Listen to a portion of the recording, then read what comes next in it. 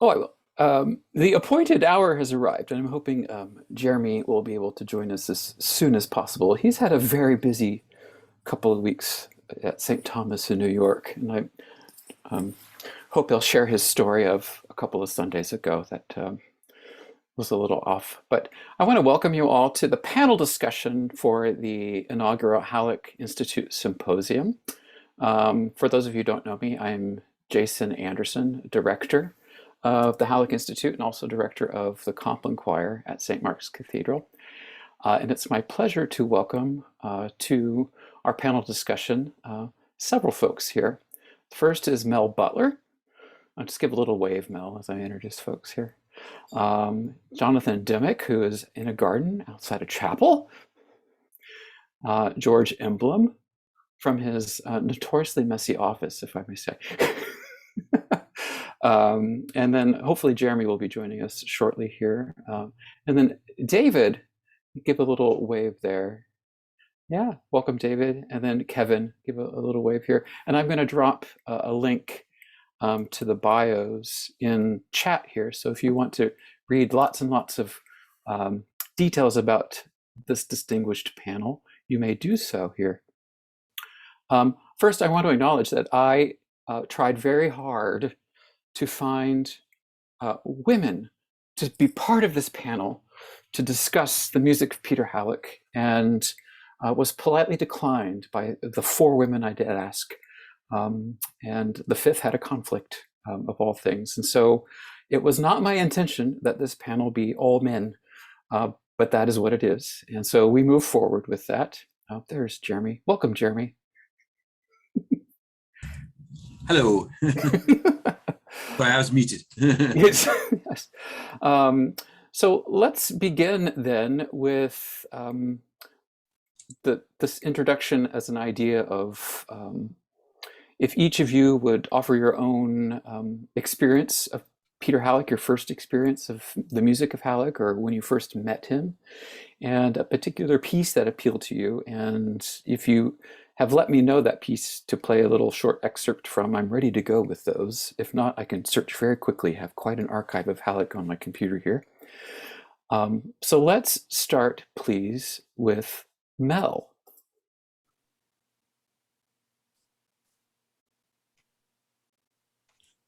Well, I first met Peter in the late 80s. I would come out to Seattle during the summertime and enjoy the beauty of the Northwest. I was living on the East Coast at the time, and of course, attending Compline. And I was fortunate to play a couple of post-Compline organ recitals during that time. But I really didn't get to know Peter until I started my work at the cathedral. And as many of you know, I would just say that as far as interaction with Peter is concerned, there were many through the years. I would say that most of you are aware that, or maybe you're not, that Peter's retirement from the cathedral was fraught with controversy. So it could have been a rough time, maybe for me or for both of us. But I will just say that Peter was nothing but gracious and welcoming to me. Of course, it was mutual. I sang in the Compline Choir the first few years I was on the staff at the cathedral. And I suppose for 2 reasons. I guess one, it was the PC thing to do. But also I wanted to learn from Peter Hallock, and I wanted to learn his style, his compositions, how he ran a rehearsal. And it was just, they were wonderful years. And so we were, I think, very close colleagues throughout my entire tenure at the cathedral. As far as pieces that really hit me, they were actually both sung the first time I experienced the Eucharist on a Sunday morning at St. Mark's. And I remember so well the 9/8 C major Trisagion, the one with trumpet fanfares. It just is a thrilling piece. And then a very short anthem that was sung as the track, Commit Thy Way to the Lord. I think that's the exact title. And you don't have to play that because I see that the cathedral choir is singing that on Sunday. They are. Michael Yeah, Kleinsmith has programmed that as the that is anthem. one of the most magnificent works of all. So thank you. Yeah. Thank you, Mel. How about you, Jonathan? I have to ask you to unmute here. I first learned about Peter when I was living in New York and working at the cathedral there, and the music director there, Paul Halley, had started up an evening Vesper service, which he had modeled on Peter Hallock's Compline service, and he would come in and go on and on and on about, because Paul Halley had been in Vancouver and knew of and had attended many times Peter's Compline service, and he would go on and on and on about how significant it was and important, and how people would come from hither and thither. So we modeled this Vesper service to copy that, and then I moved to California in 1987, and I think it was the spring of '88. I went up to visit a dear friend of mine in Seattle, Jalan Dupree. I was a classmate from college, and decided I would just contact Peter Hallock and see if I could stop by and see him and meet him. So I went by. We ended up having lunch together, and that started maybe one of the more momentous days of my life, because that started an extremely deep, profound mentor-mentee relationship that was just characterized by love and depth of sharing. We talked about pretty much everything under the sun over the 2.5 decades we knew each other, and so we would go on hikes together, and he would philosophize. And the thing that struck me about him was that he approaches music like a mystic. Everything for him was contextual. This is probably one of the reasons why he has very few pieces that don't involve the human voice, because he saw all music as working within a particular context that doesn't just work by itself. In fact, he once told me that if he were to be born today, he would go into being a film composer, because he thinks that's the most contextual music of all. And so I totally get how that is with him. But he was really deeply influenced by his years in Canterbury right after World War II on the GI Bill, and how the use of plainsong in that space carved his future thinking. Like all composers, all great composers, he had a particular sound that is immediately obvious when you hear his music. You immediately know this is a Peter Hallock piece. But he didn't stick to just one medium. He had countless options for how he composed, everything from shakuhachi to string ensembles to percussion ensembles, and obviously almost always with a human voice. So his style of moving in and out of plainsong and pretty much everything he wrote was something that he and I talked about a great deal, and it came from a mystical place of his understanding of how music functions in a particular space. And so I'll stop with that just to say that I'm really thrilled to be part of this. Thank you. And Jonathan, you selected The Dawning as sort of a keystone piece for you. And so I'm going to play the first 45 seconds to a minute of that. Just Sure. I'll just say that the first time he came down to visit me, it happened to be Advent, and I programmed The Dawning at my church, St. Stephen's Church in Belvedere, and so he was very much part of the crafting of the sound, and so that holds a really special place in my heart because of its beautiful texture, scored for 5 cellos and men's voices, and using a phenomenal poetry, of course, of Henry Vaughan. So yeah, I'd love to hear some of that. yeah.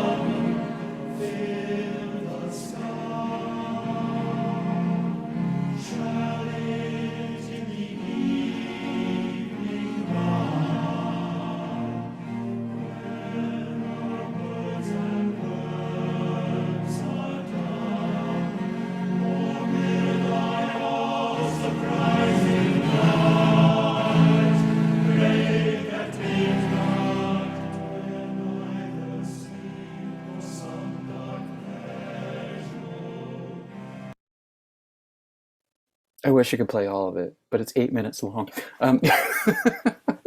uh, thank you for that. George, how about you next? Yes, hello everyone. Jason, thank you very much for inviting me.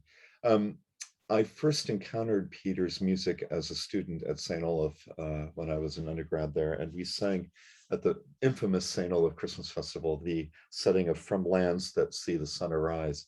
And it was my first experience with Peter's music and handbells and the big St. Olaf ensembles. And I remember seeing the cover of the score, going, what is that building? You know, being a boy from the Midwest, I had no idea really what was on either side of the coast, because everything, of course, centered in the Midwest. But when hearing this music, I was really taken and thought, who is this person named Peter Hallock? And so I sort of put that on the back shelf. And then I moved to Kansas City for my graduate work. And then the next piece that came up for me was this, Let My Prayer come up as the incense. And again, it was this next step of mysticism and text. And it started me thinking that Peter's music was really textually oriented. He was really focused on communicating the text through music and harmony. Then I moved to California and started my current position, and I looked in the folders at St. Mark's of the anthems for music of Hallock, and of course, you know, there's a huge collection of copies of the music of Peter Hallock, and I had no idea that Peter Hallock and one of my predecessors at St. Mark's, Norman Mealy, were dear friends, and that they used to work together at the Church Divinity School of the Pacific and do summer workshops. Of course, I worked at CDSP for 21 years, and every time I would then see Peter, he'd always say, "How are things going at CDSP?" and would always reminisce about Norman Mealy. And I do know that in some of the historical collections in the seminary, there are, I think, papers still from Norman and Peter. I'm not sure what's happening with those at the moment, but Jason, I might suggest that you maybe check into that a little bit, because I think there are some resources there. I met Peter, and then of course the next connection with Peter was going up for the conference in the late 90s. I think it was 1996 or 95. Folks, I can't remember which conference that was, but we had a service at the cathedral, and hearing Peter's music in the cathedral equated with, helped me understand that his music works in that space unlike any other space. It's like hearing French music in a French cathedral. It's really quite extraordinary. And I started to get to know Peter. We would have meals together. He would visit me and Jonathan in Tiburon and here in San Francisco. And even when we remodeled our house, there's this great picture of Peter and me outside of our house remodel in front of the outhouse. And it's a great picture of Peter because he was always smiling. I never knew Peter not to smile. And he was a really delightful man. And one other quick story is that the year that Peter died, I had the seminarians over here for dinner a couple of weeks after Peter died, and I had shared with them who Peter was and etc. And I decided to play them his setting of the Te Deum, which the students had never heard. And I had just heard that piece a couple of weeks before upon listening to some of these incredible recordings that have been, put out by the Compline Choir and the Tudor Choir, etc. And I played for, I think, 14 students Peter's setting of the Te Deum, and they were speechless. They had never heard anything quite like that, and the way that Peter set the text. And so I think Jason has that queued up a little bit. Again, I think it's about an 8-minute piece. We can't play the whole thing, but 10 minutes. It's a 10-minute piece. 10-minute piece. Okay. Brevity anyway, wasn't known on those anthems. So yeah, I'll start that up for you, George.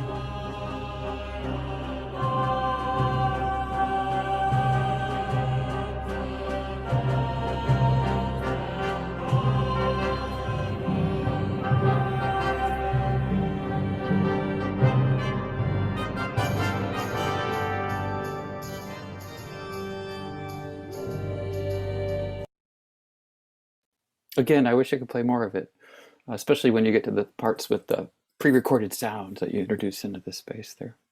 Thank you for that, George. Thank you very much, Jason. Yeah. Jeremy, how about you next? Well, good afternoon. Very nice to see everybody and be representing the East Coast here to all your West Coasters. I've been fascinated by being introduced to Peter Hallock's music. Of course, I never had the privilege of meeting him. I've been in the States 15 years now, living here, visiting many times prior to that. And I've always been struck by the fact that lots of English music makes its way across the Atlantic this way. And you can't go anywhere without hearing yet more Stanford or Howells or Leighton or what, you know, the staple diet of the English or Anglican church. And I've been struck by the fact that during my 25 years of professional activity in the UK before I came to the US full time, I never came across half the music that is readily available here. That Leo Sowerby is not a name that's heard much over the other side of the Atlantic. Searle Wright, Ned Rorem, Harold Friedel, etc., etc., etc. Jerry Hancock. Very rare to hear those names, or certainly that music mentioned in the UK. And why not is always my reaction now. And when I go back to the UK, I say that, where is all this fantastic American music? And Peter Hallock's music is very much part and parcel of that panoply of great writers in church music this side of the Atlantic, which I mourn is not found, the other side of the pond. I came across it by chance in some ways when I had the job down in DC at the Church of the Epiphany. And I was fascinated by the fact that over the years, music directors there had compiled a fairly substantial library of important American music, much of which I did not know. And there were 2 or 3 pieces there. The Lord is My Light, I remember, is the first one I came across. 2 or 3 pieces of Peter Hallock, which I rather thought were charming and interesting because they weren't part and parcel of the inherited Victorian standard style of writing for the church. There was a charm and a piquancy and character that was something different in this music, even though it's a very simple little piece. So of course I started investigating further, only to find that the Ionian Psalter complete was collecting dust in the Epiphany church library as well. So of course I started to look at all this and then bought some of the recordings and so on. So my introduction to Peter's music has been bit by bit by bit by bit, along with a lot of other American music that has been new to me over the last 15 years. Fantastic music. And of course, even here at St. Thomas Fifth Avenue, it's very Anglo-centric. There's a lot of American music that is not in our library here. So bit by bit, I'm trying to slightly readdress that balance, if I can. And I think hearing the recording of Michael Archangel really rather blew me away. And so that is something that I introduced down in DC and have certainly brought here. And we had our first concert back post-pandemic, first concert with the choir in 2 years on Thursday night. And I made it an homage to Jerry Hancock and his legacy. So we sang some of Jerry's music, but I thought it was very important to put this great piece of Peter Hallock in, and I introduced it. I said, "This is essentially a cantata in 8 minutes. The dramatic portals through which this piece moves so swiftly. It's an oratorio in microcosm." And of course, the tale of Michael fighting the devil in this celestial battle is such a vivid one, anyway. And I think it's a fantastic response to that text. Really enlightened and spiritually aspirational response to that. And I said to the audience on Thursday night, I said, I do like these days to think of Jerry was perhaps regarded as the kind of dean of Episcopal Church music during his lifetime. And of course, his legacy is significant here over a 30-year period that he was here. But Peter Hallock also, of course, at St. Mark's, Seattle. And I see them as the two wings of the Episcopal Church world, you know, on the East and the West Coast, as if there was this sort of, not a vying for supremacy, but they were the huge pillars on which, you know, the serious church music was built. And I can see that in their writing and their legacy. And so it's been wonderful for me as an adopted American to really discover all this music by many strong American composers, not just Peter, but it has been a wonderful thing, you know, when you're in your mid-50s to still be discovering all this new music. Why haven't I heard it before? Where has it been all my life, you know? And so Peter's music is very much like that to me. So I'm very privileged to be able to try and introduce a lot more of it to Fifth Avenue and to drag the West Coast pillar over to the East. That's great, Jeremy. I actually have Michael queued up here. I'll just play 30, 45 seconds of it.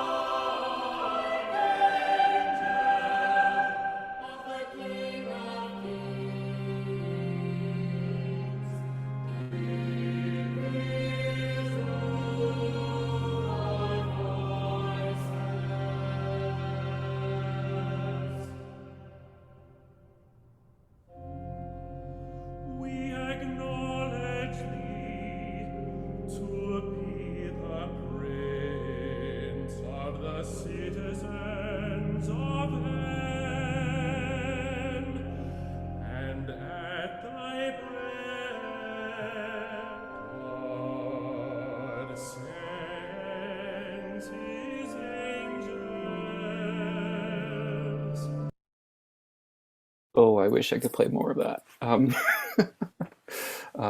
But thank you for that, Jeremy. David, how about you next? Well, thank you for including me in this group as well. My first job was out of graduate school was in the Diocese of West Virginia, and I attended an ADLMAC conference, there's a name from the Dark Ages, in Seattle and Tacoma. And we heard or went to one of the Compline services. And so here was plain song meets people lying in the floor on pillows in Anglican liturgy. And I had to work all that out. George showed the building sketch. Here was 4 columns and a roof on top of it with a cross on top of them. And I had to work all that out and hear the history of St. Mark's Cathedral and all of that. But fast forward to like 10 years later, I landed at Grace Cathedral in Topeka, Kansas. And Miles Criss was my predecessor there. And there was a file cabinet with 4 drawers. And one drawer was Miles's own settings of the Psalms, which were basically Anglican chants he had written or borrowed, and set refrains with them. And anyway, there was a drawer of Ionian Psalter chants. And this was back in the days when you had to subscribe. You know, every quarter you would get your allotment of Psalms in little packets in the mail. And so I started looking through the Ionian Psalter. And the first one I chose, and Jason, I didn't ask you to cue this up because I know we all know this setting, but the first one I used was Psalm 22 on Good Friday. And it just captivated me, the way Peter would make you land on these dissonances that don't resolve. And then they open back up to open fifths with this pleading sound. Talk about text painting. I was hooked. And so that was really my first experience with Peter's music. the dynamics that he requires. I just think there is no better text painter than Peter. So anyway, Psalm 22 was the one that captivated me. And then later in life, I discovered in one of my church libraries his little Baptism of Christ anthem. And to look at that piece on paper, once again, it's plain song meets 5-part chordal textures with the choir, and it goes back and forth and back and forth. And so to look at it on the page, you think, what is this going to be like? But then you do the piece, and I don't know, it all just melds together, and the experience that piece creates, which I'm so glad I know the inside of the room of St. Mark's Cathedral, because I can just imagine what that piece would sound like in St. Mark's Cathedral. And I've had great luck with that little piece as well. So those are the two pieces that first captivated me with Peter's music. Thank you, David. Well, you, Kevin. Hi, everyone. Great to be here. And Jeremy, just want to let you know I'm here with you on the East Coast, so you're not alone. My first experience with Peter's music came through being a member of the Compline Choir. I lived in Seattle for about 5 years and was a member of the Compline Choir for the entirety of that time. Pretty much I overlapped with Mel for a little while, and I was just out of graduate school, a young composer, and a young composer who was also very interested in early music and had sung countertenor in some groups, and was recommended to come check out the Compline Choir by Jeff Junkensmith, who's a fellow composer, still a Northwester,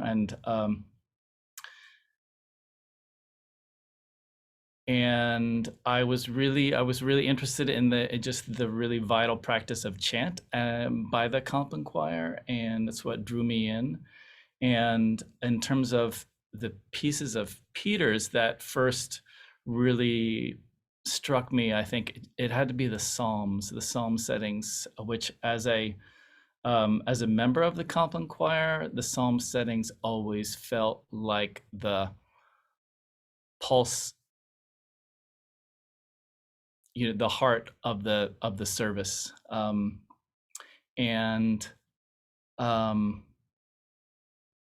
And I think the next piece that really struck me in that first season that I was a member of the choir was the Let My Prayer Come Up as the Incense, which was a part of that Advent procession service. And when I was thinking about a piece that that also comes to mind right away when I think of Peter, it's actually one.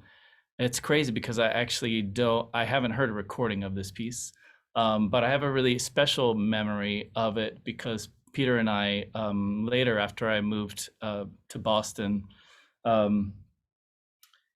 Peter and I used to stay in touch and send pieces back and forth to one another. And particularly when we were excited about some piece or thought that maybe one of us would be interested in it. And I recall receiving in 2008 this Rorate Caeli setting, which Peter was just so excited about because there was the notation of it. So the piece starts with a chant quotation, and then it folds out into it's an alto tenor bass piece, and then it folds out in a manner which is not that different than, I suppose, the Compline Psalter or even the Ionian Psalter. But then Peter starts to move out of that homophonic texture and starts overlapping voices and carrying things over. So it's a And I think the thing that excited him about it so much was with his whole approach to prosody and syntactical rhythm. You know, that the phrasing being driven by just the natural flow of language, and he used this chant-like just note heads, pneumatic notation in this, but was writing polyphony with it, and so it was kind of showed a way forward from his work with the Psalters as a way of creating kind of a new language that is completely based on the flow of language. And so that piece, which I haven't actually heard, but I have the score of from the time, and then the new when I first received it from Peter, and then the new version that Jason has prepared. So that one really stands out to me. And you actually have a recording of that? I do, yeah. The You do, Compliment okay. Choir recorded it a while back, and I'll be glad to play that for you. I just want to point out, Kevin, that that notational issue was something that Peter and his engraver went back and forth on a great deal, because Sibelius at the time could not notate the way that Peter wanted the music to look. So just a little tidbit there, but happy to play this. Yes, and for anyone who's struggled with notation software, as I have, to try to remove metric structure from your scores, it takes a lot of wrestling. Yeah. So here is Rorate Cheli.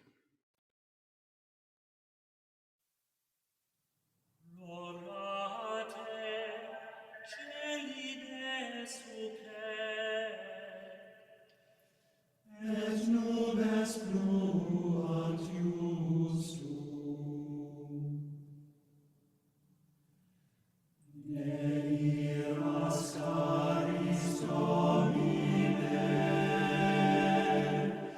ne ultra memineris iniquitatis, ecce civitas sancti, acta est deserta, sancti deserta.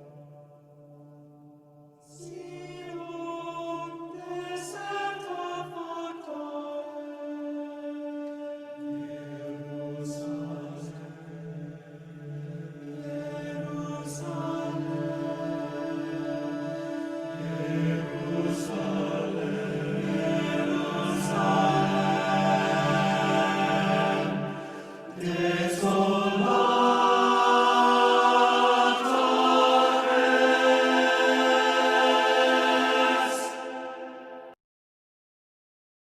I have to leave you on a tense chord like that. So no resolution there, but it does resolve eventually. This has been remarkable so far here in our time together. I'm going to shift into some questions now for different panelists. And all I would ask is that if you're ready to answer the question, just pop your hand up and I'll call on the panelists so we don't have a bunch of talking over each other here. I'm going to do these questions, panelists, out of the order I sent them to you in, but I am going to do them. And my first question will be to address some of the difficulty in rehearsing and performing Peter's works. And I wonder if some of you might like to talk about what makes them particularly difficult when you're approaching them with choirs, and then how you work through that difficulty, or how you approach preparing choirs to sing Peter's music. Jeremy, go for it. I'm always struck by the fact that nothing is obvious. You know, somebody's just mentioned about the metricality or the lack of metricality of Kevin saying about the difficulties of setting this sort of material in Sibelius, and I that elusive, ethereal, sometimes stasis is very difficult to create when you've got constant bars and 3/4 and then 5/4 and then 6/4 and something, and it seems kind of random. But to me, it does indicate the fact that you're trying to give an element of timelessness to it. And of course, we're all bound by wanting to be, we want to know where the bar lines are, and it's like trying to read polyphony from part books where bar lines didn't exist, and you simply had to count like crazy to make sure that and listen like crazy to make sure you were aligned with other people. And I think that that's something that that concept is something that can help with Peter's music. I was going to say earlier, but there are certain composers, of which Peter is one, that remind me of Benjamin Britten, who was an immensely practical composer for voices and children's voices, let's face it. But it was also somebody who disliked, for the most part, of being tied to a metrical precision. And there's a lot of Britten's music that kind of hangs in the air. And when he wrote those Japanese no plays, like Curlew River, which tried and get away from that bar line feel. And I think a lot of Peter's music is very much like that, where it does seem sort of ethereal and to hang in the air. And so I've tried to use that concept to choirs, which I've done, Hallock, and try to think with the metrical freedom that you might were you to be approaching polyphony without bar lines. It's just getting away from sometimes the visual thing and trying to find something that's a little bit more conceptual or abstract, really. So I've tried to use that to overcome some of the rhythmic difficulties, at least, of Peter's music. Fantastic. Thank you, Jeremy. And then Jonathan, did I see your hand go up? Unmute. So I totally agree with Jeremy. He's exactly one of the big issues, especially for people for choirs that are good sight readers, is they rely on precision of meter in order to be able to do what they do quickly. And unfortunately, that goes out the window with Peter's music. It has to be free to go with the text. But the second thing that Peter worked on a lot, my memories of rehearsals with him, or when he was taking my own choir in rehearsal, was intonation. He was a big stickler for things being in tune, so that the dissonances could really shimmer. And that was I find that makes it a little difficult for choirs just approaching his music to get used to. That's a great advantage of having boys to sing, who don't introduce indiscriminate vibrato to any line. They just sing. So I mean, right. That's a default advantage that I have. The kids just, if you can get them to sing in tune, then I mean they just sing bang on the chord, and it does kind of work, I think. George, go ahead. I think there's a sort of Zen aspect to Peter's music, and the word associated with Peter, numinous. I mean, how does one actually cultivate that? Cultivate the tuning, cultivate the line, and helping people understand their breathing, and how those words are attached to the breath, and communicating that text. And one of the things that one of the things that's coming up for me in this conversation actually is to share music files recordings with the choir, because I think a lot of us are rebuilding choirs now, and in order to let people hear Peter's sound and his language again, I'm really excited. But I know for me that the times that I have played recordings of pieces for the choir, they sort of take to it. And so in that rehearsal technique, and in some instances, it might be helpful for us to just simply listen to his music and share it. And then also, at least in my context, have people then talk about the music. What are they hearing? What are they experiencing in Peter's music?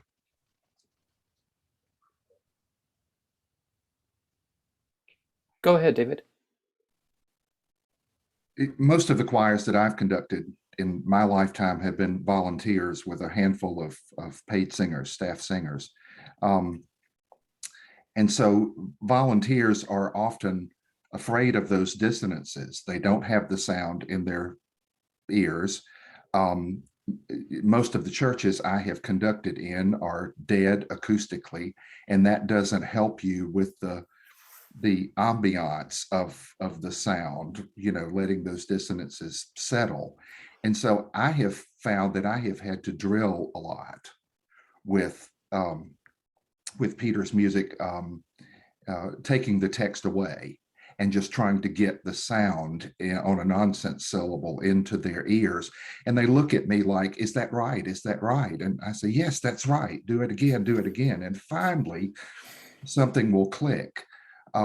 You mentioned we're rebuilding choirs. We've just finished a building project. And so I finally have acoustics a little bit, and I'm looking forward to trying the room out with music like this when we get back to it. But the other thing that choirs have, volunteer singers have questioned me on are the extreme dynamics that you'll find in Peter's music. I've had singers come up to me and say, are we really supposed to go from pianissimo to fortissimo in 4 beats and 1 measure? And I say, yes.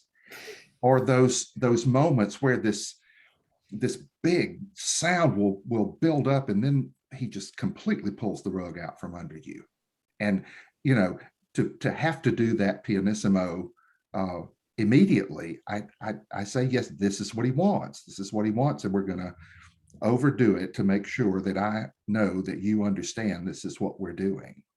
So I think with volunteers especially, there are little tricks that I've had to come up with to make his music accessible. But I'm looking forward to experimenting with my new room and some of these sounds. Jeremy? Could I just add, sorry to hog this again, but I was just going to say that David makes a really good point about the space being as part of the music. I mean, I that has struck me very much with Jerry's music here at St. Thomas. There's something about the shapes of the phrases, the Gothic arches, the light and the clear story windows, the acoustic, the pace of harmonic change, and so on. There's something in the mix that is St. Thomas for Jerry, and I would say that's probably identical to Peter's music in St. Mark's, that the acoustic is such a huge part of what was going on in his ears when he wrote this. And it's very difficult to take it out. It's like a lot of people try and do Howell's music, which is so indelibly hand in glove with English cathedrals, the acoustics, the shapes, architectural shapes, and so on. And that music is, as you say, David, really difficult to translate into a dry room with a low ceiling, with a different kind of choir. It's a real challenge. It's not that it can't be done, but those are some of the very real challenges. When you take music out of where the ears were burning with this particular space, and you take it out of that context, it makes for great challenges to recreate the music in a very different space. But then, as organists and church musicians, we're used to doing that all the time. How often as organists do we want to play de Rufflet or whatever it might be? And of course, that is so, as somebody said earlier, so redolent of the French spaces in which it was conceived. And that's very difficult for us to play in a dry space and so on. But I'll just do a little insert here.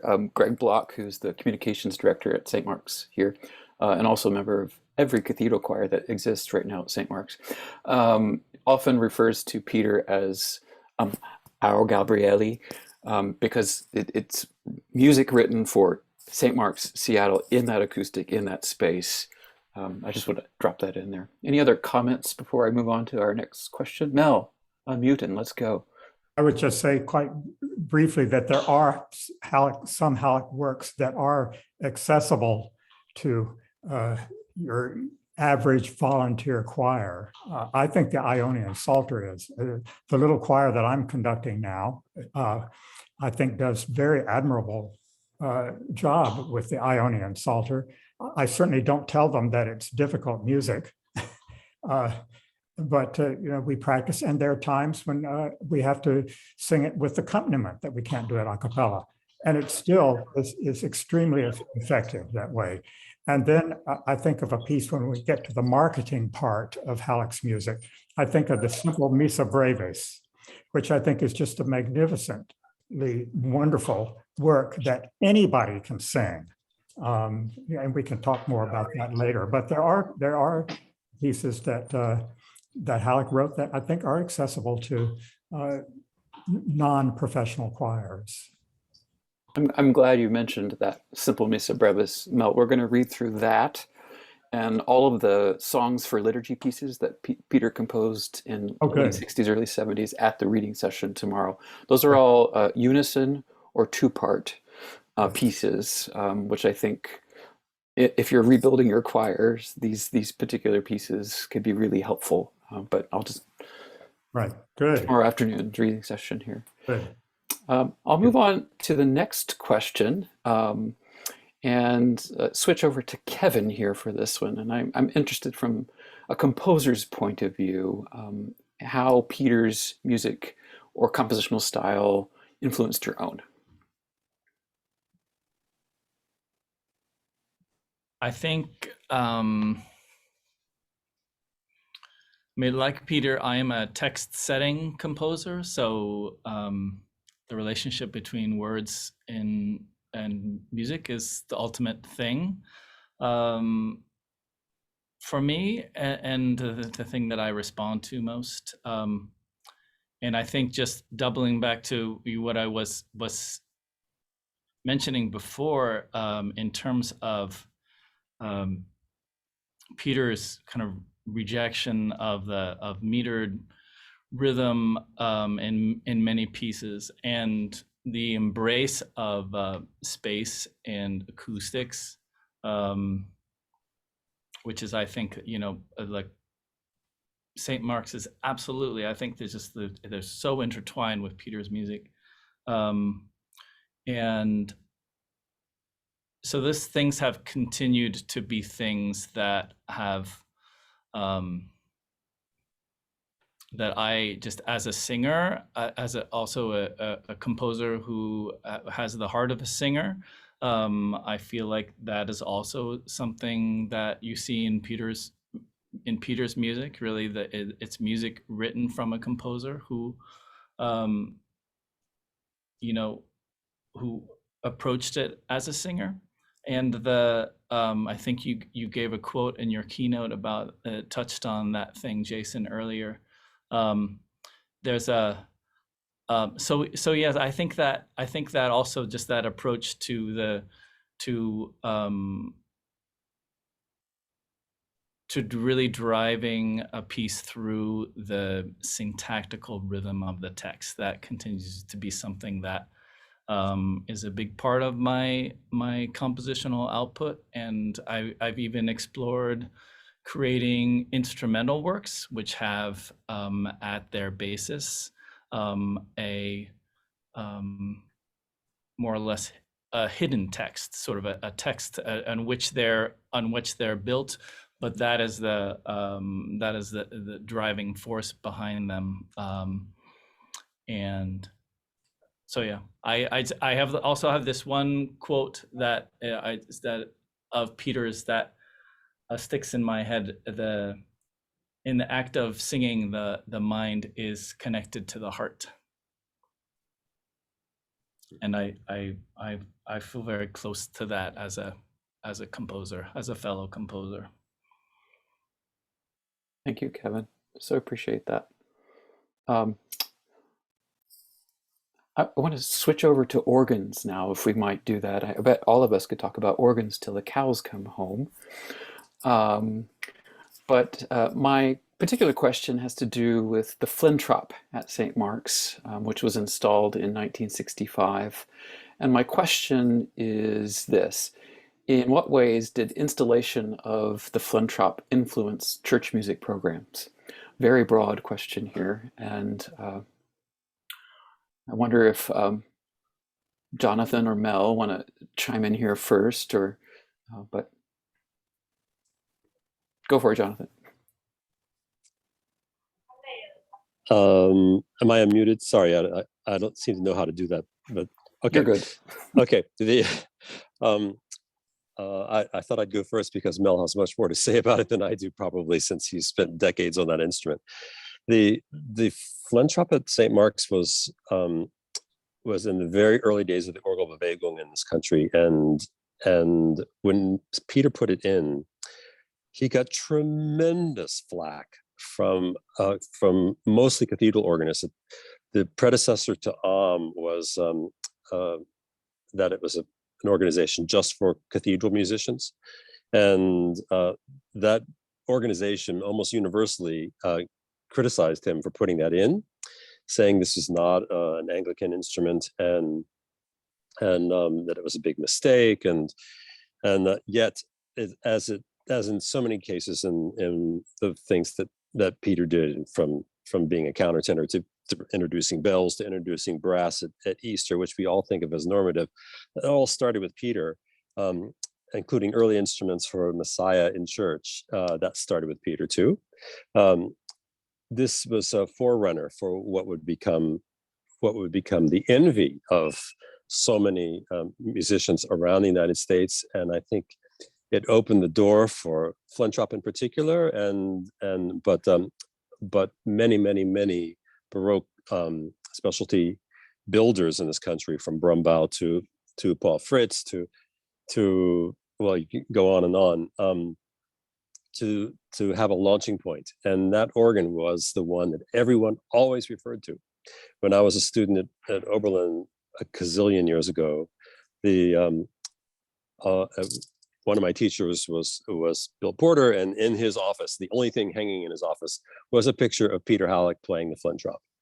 And so I knew that picture long before I ever heard of Peter Hallock, and it was the exemplar organ of its time. And we have that whole movement, Peter to thank. And it's ironic, I'll just add, because Peter had, at his own admission, a love-hate relationship with the organ, mostly hate, because he often found it unmusical, and one of the reasons why he didn't write but one piece for the organ, and so he and I often got in a joking match about this, and I was convincing him that organ is indeed an extremely musical instrument, and he'd usually come around laughing, of course, but nonetheless, what he did had a huge importance nationally because of that instrument. Tag, you're it, Mel. Well, Jonathan talks about the many years ago that he was at Oberlin, and I can tell you that I was at Oberlin many years before Jonathan was. In my senior year, I took an organ lit class with the chair of the department, Fenner Douglas, who had become friends with Peter Hallock. In 1964, I think it was, that Peter spent time in Holland with the Flentrop Company, studying the instrument and making plans for the new instrument at St. Mark's. And that was also the year that Fenner Douglas was on sabbatical and doing research in Holland and in Germany. And they became quite good friends there. And so Fenner Douglas was one of the first recitalists, not the E. Power Biggs inaugural concert, but he played one of the first recitals on the Flentrop. And I remember that in the organ lit class that I was in 1966, one day, Fenner Douglas had come back from St. Mark's in Seattle and played for us his recording that he made of the Franck E major chorale. And he said to the class, "You just listen to this organ." And we were all blown away with the beauty and the warmth of that opening. Those of you who are organists will know the opening of the E major chorale very well. It's such a wonderful, lyrical and warm sound, which none of us had ever heard before. The organs that were built at that time in this country tended to be what I guess we would refer to as neo-Baroque. They sort of emphasized everything they tried to get away from the romantic organ movement as much as they could. We heard a lot of very high, screechy sounds, a lot of transient chiff noise at the beginning of attack, and not very much fundamental sound. And so when we heard this recording of the E major chorale, I remember I was just taken aback. I thought, oh my gosh, I've got to see and hear this organ someday.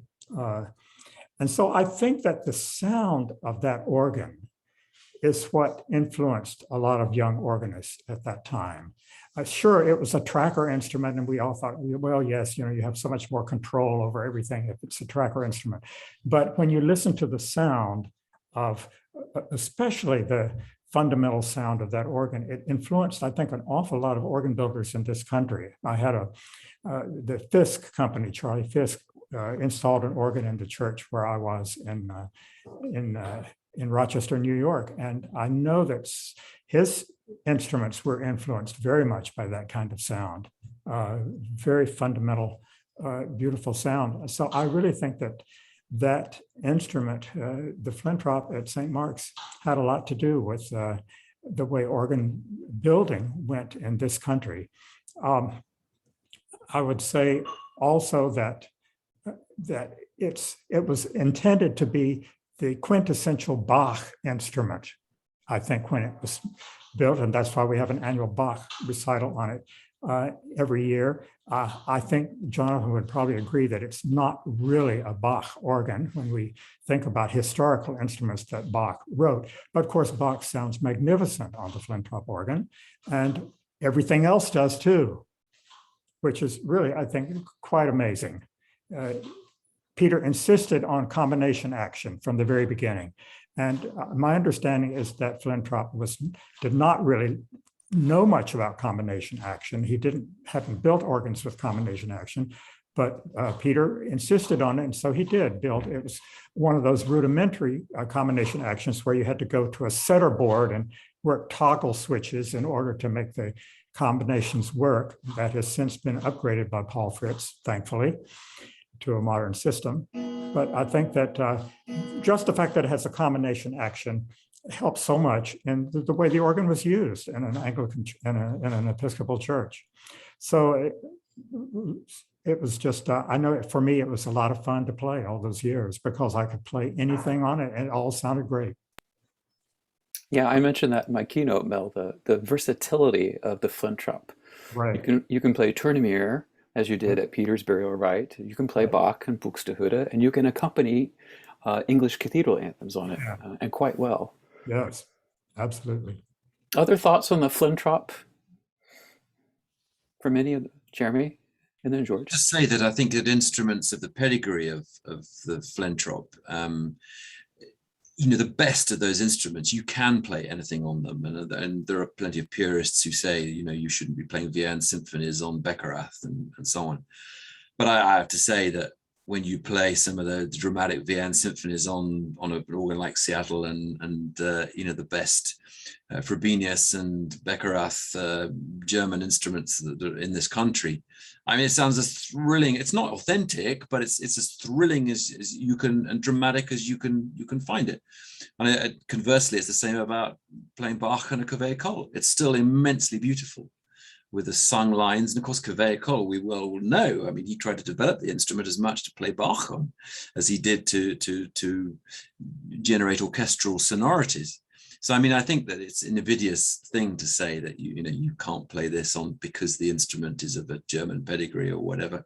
The best instruments you can do anything on. And for me, I love the challenge of trying to play romantic music on an instrument like the Flintrop and actually having to create the lines and so on with your touch. Those instruments are incredibly responsive to musical gesture and intention. And the sounds may not be born of necessarily the music on which you're playing, but they have infinite possibilities of making music. So I think it's right. You can play anything on an instrument like the St. Mark's organ.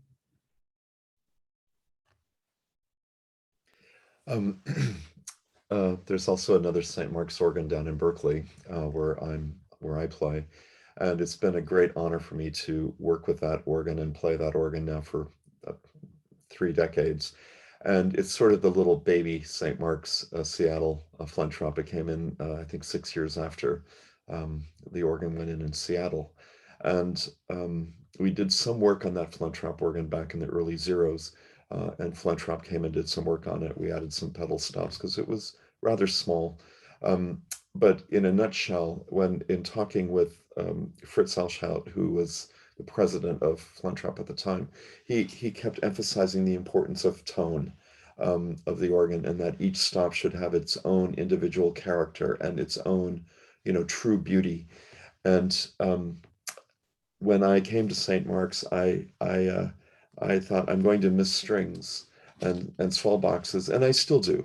I mean, there are aspects of that I miss, but there is something about the Flentrop as it stands that is incredibly beautiful. And sometimes when I think about the organ at St. Mark's, Seattle, how much that organ and organs in all of our buildings shape our belief, shape our systems, shape our music and our experience in ways that I think are really quite profound. And when we think about, if I think about, well, let's remove this lovely Flentrop organ from Berkeley and put in something else, I go, what am I thinking? No, this is the voice of the people. This is the voice of history of Flentrop and Mel, the organ in the cathedral at St. Mark's is beautiful. It's one of my most favorite instruments on the planet. And when I hear it played and I experience worship and singing in the cathedral, it is such an incredible instrument. You're very, very lucky there. It's really beautiful. And for those of you that want to play a little Flentrop sometime, if you're in Berkeley, come and say hi. I'll let you play the baby Flentrop. The idea is very much the same. I'd have her in St. Paul's, Pittsburgh, with the big Beckerath. How that must influence. I mean, I've never been to a liturgy in there, but played a recital there. But that must have a huge impact on the way liturgy is expressed in that building. The organ is such a part of the building, like St. Mark's, Seattle. Any other thoughts on the Flentrop and its influence here? All right, I'll move to our, you can choose, panelists. I know we had 2 more questions, but you can choose to answer one of the 2, and I'm just going to go round robin here. Either why would one program Peter's music in a church service or a concert program? First option. Or the second option, how do we get Peter's music into the ears of more people? So you can choose whichever one you want to answer. And I might start, please, with Kevin, if that's okay.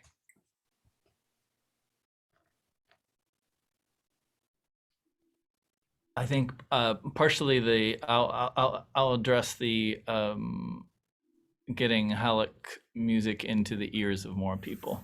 It is the $1 million question for any composer, right? In terms of how to get music out there. And I think the one of the big things to do is exactly what you've organized this weekend, Jason, in terms of and the work that the Institute is doing. I mean, it seems like the big first phase of the Institute was pulling together the scores and the incredible editorial work that you've been doing, and to put these scores together and make them available to people. The Compline Psalter collection in itself is just a tremendous achievement. And in terms of the next phase for the Institute to enter into, I actually was thinking about this during your keynote, because you, I thought, made a really good point and clarified what a big thing collaboration was in terms of the development of so many facets of of what Peter started, the fires he started, the things he created, the things that continue, whether it's the Flantrop or the liturgical services like the Advent service. I mean, things, the collaborative aspect, the Compline Choir, that's a community, and I kind of think the maybe one thing for the Institute to next focus on is just the on ways to collaborate with organizations, churches, choirs, theater artists, sound designers, to keep the music alive and to keep the conversation going. Thank you, Kevin. Mhm. I'm going to move over to Jonathan if I can, because I know he's got a wedding to play here shortly. So if you want to unmute, I'll ask. Oh, let me help you with that. Thank you. So I'd like to tackle the question of why to choose Peter's music. And I think it goes back to this whole notion of mysticism, and to choose Peter's music is to make a choice for profundity. There's a lot of music that's beautiful, but not a lot that's profound. And to choose Peter's music is an opportunity to introduce an extremely important voice to your congregation, and a musical voice, and also to have sorry, I just climbed some stairs. Also to have the wed of text and music happen on not just an interesting level or an academic level, but really on a soul level. There's great music and there's great soulful music, and we all know when we're hearing one or the other. And with Peter, it has so much quality of soul in it, and I just share that with people. People always respond strongly and warmly when I introduce a piece of Peter's, and they say, that piece was so powerful. I don't know what it was, but it was so cool. And I hear that over and over. There's something about his unique voice and his mystical and spiritual piece tied in with just his love of beauty, of all things beautiful, that really speaks to people. Thank you, Jonathan.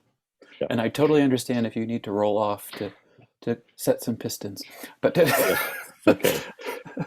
I'll move over to David next here, please.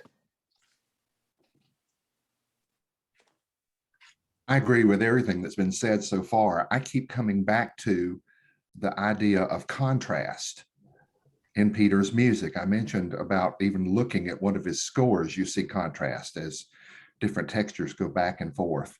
The contrast of his psalm settings that go back and forth. I think to often to reach people in liturgy and worship, we have to surprise them or get their attention sometimes. And Peter's music absolutely does that. I keep coming back to this little baptism anthem. In Epiphany, we have all those sweet Protestant hymns, and they're all in D major and G major. And then you drop in one of Peter's settings, and it gets people's attention. It's something different.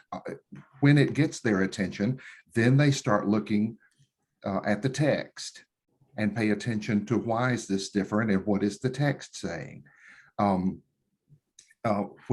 Whenever I use his music, someone from the congregation will come up and say something, and it's often one of those comments of, what was that? That was gorgeous. I've not heard that before.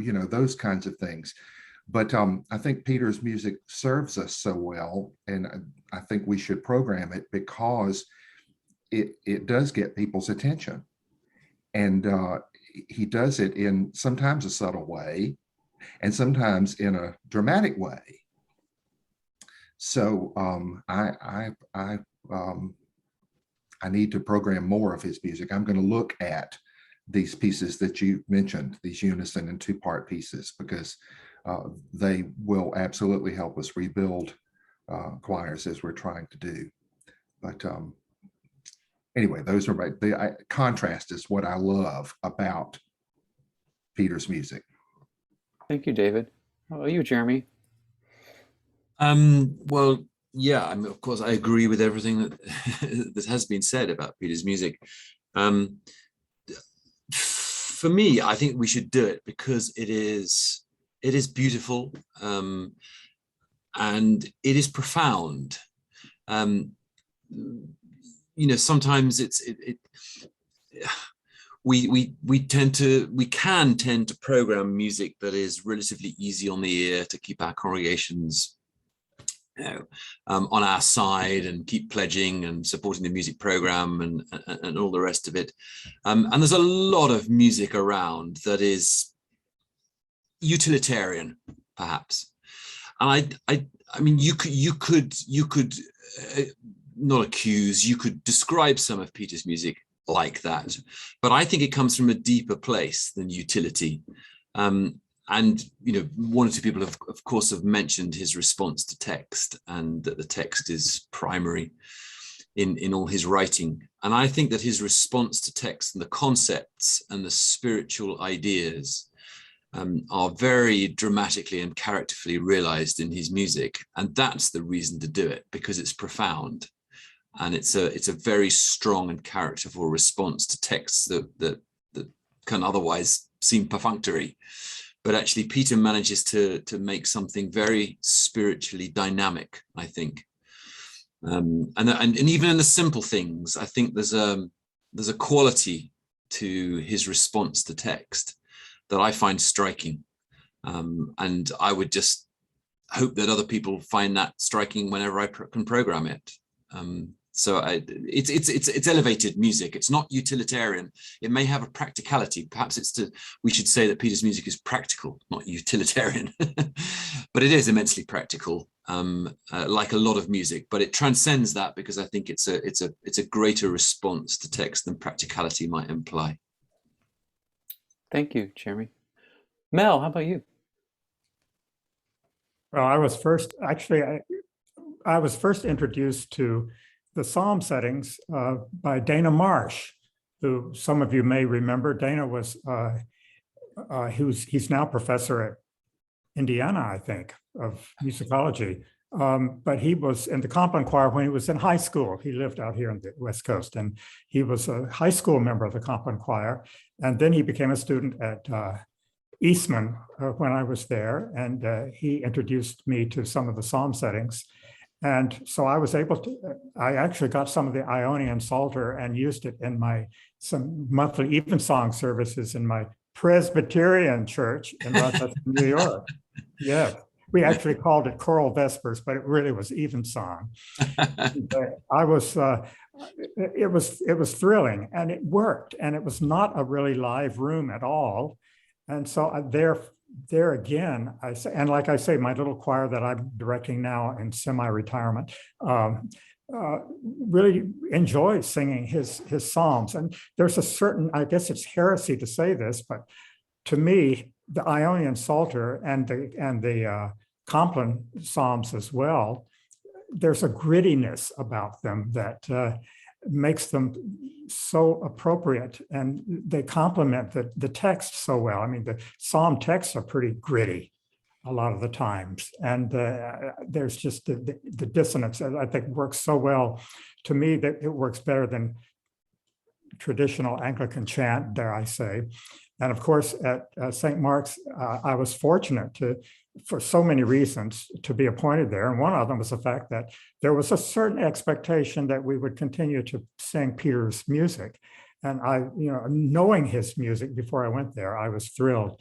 And we sang the Ionian Psalter exclusively in Eucharist there when I was there. And I just thought it was wonderful. And so I think that in marketing his music, we need to think about those pieces that really do work.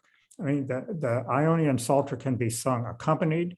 And of course, the congregation gets to participate as well with the refrains. I mean, I think that it could even be sung, those psalms could even be sung by a cantor and then accompanied, just a solo voice, and they would work.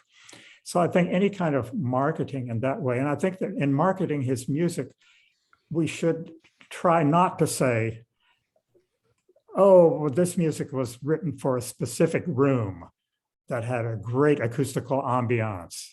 Otherwise, it won't work at all. You know, that's sort of the impression that one might get if one is attending a choral reading workshop somewhere other than the Hallock Institute. I think that we have to, start with the easiest things, and then the more challenging works, take them out to community choruses. I mean, I'm looking at, of course, the small professional choirs in choruses in Seattle have done a lot of Peter Hallock's work, but I'm not sure, Jason, how much, for instance, the Pro Musica or the Seattle Choral Company, they haven't done a lot of Peter's music, and they could do the major works with brass and percussion. So there are all sorts of ways of marketing. Get Bishop Rickle to take his music to the House of Bishops. Again, some of the simple things, and have it introduced in that way. There are a lot of possibilities, and it certainly is music that should become part of the canon of many, many churches in this country and elsewhere. Mel, was that puppy kisses? It was, yes. George, I guess it's a menagerie here. I echo what everybody has said and agree wholeheartedly. And Mel, to piggyback on your idea of marketing, one idea that came to mind as we were talking, I think it was last April or last December when there was a group in England that promotes women's music and women's composers, and they had an anthem every day in Advent to listen to online. And I don't know if any of you know that, but boy, I was so bound and determined to listen to a new anthem every day in Advent, and I couldn't do it. There was just too much other stuff on. But I'm wondering, as a marketing idea, if maybe there'd be it's just an idea, I don't know how it would work, but maybe one anthem a month coming from the Hallock Institute, online, or a link that we could all listen to once a month, maybe is maybe realistic. And then the other thing that occurred to me was, we have these wonderful, liturgical A, B, and C books, for hymns and anthems for the church. Maybe the Hallock Institute could organize all of Peter's music into the lectionary, like where would Peter's music fit within the context of the 3-year lectionary, and that way it gives people a little bit more insight into the music. So those would be some of my comments there. Well, George, you just set my workflow for the next 12 months. I'm happy to do that, Jason. It's not that you're not doing anything for us. We're quite appreciative.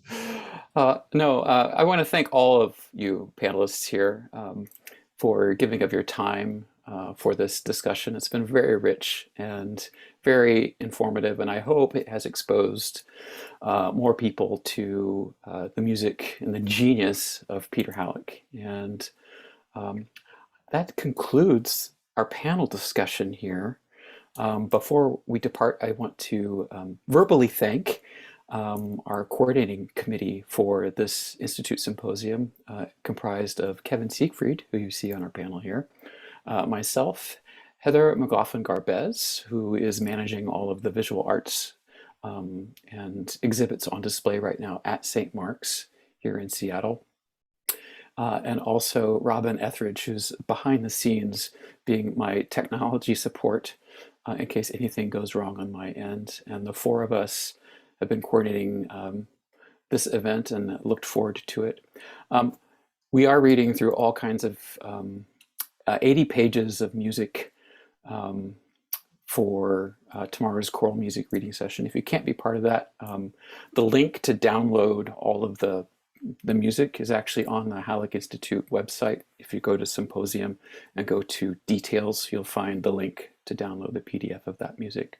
So you can look at it if you can't be part of it. Again, thank you, panelists. I am so appreciative of all of you and for giving of your time for this way of honoring Peter Hallock. Pleasure, and thank you, Jason. Yes, of course. Thank you very much. Thank you, Jason. Thanks, Jason. You bet. Y'all take care. Bye-bye. Bye.